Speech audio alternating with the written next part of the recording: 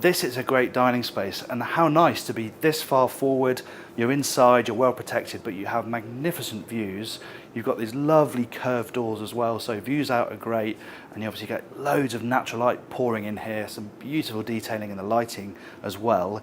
There's a servery here as well, so the crew can serve guests at the dining table, crew pantry in there as well, and access to the crew spaces.